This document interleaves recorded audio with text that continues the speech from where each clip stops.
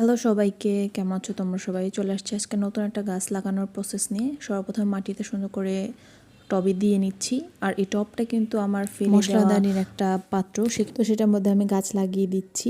মাটিটা প্রসেস করে আমি এখানে যে আমরা চা খেয়ে যেই চা পাতাটা ফেলে দিই, সেটা ফেলে না দিয়ে এটা আমরা গাছ লাগানোতে ব্যবহার করতে পারি।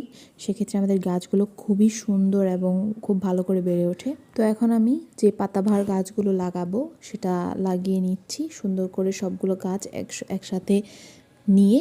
এরপর আমি জাস্ট কোনো রকমে আলতো হাতে চেপে দিব, কারণ কি এই গাছগুলো বেশি লাগিয়ে মাটি প্রসেস কোনোরকমভাবে লাগাতে হয় না, জাস্ট বসায় দিলে স্প্রে করে পানি দিয়ে দিলেই ইনাফ। এটা খুব সুন্দরভাবে বেড়ে ওঠে। এটা কোনো যত্নের প্রয়োজন হয় না, সো এটা খুব ইজিলি আমরা লাগাইতে পারি না। এটা নর্মালি এমনি বেড়ে সপ্তাহে বা 2-3 দিন পর পর একটু পানি দিলেই এটা খুব সুন্দর করে বেড়ে ওঠে।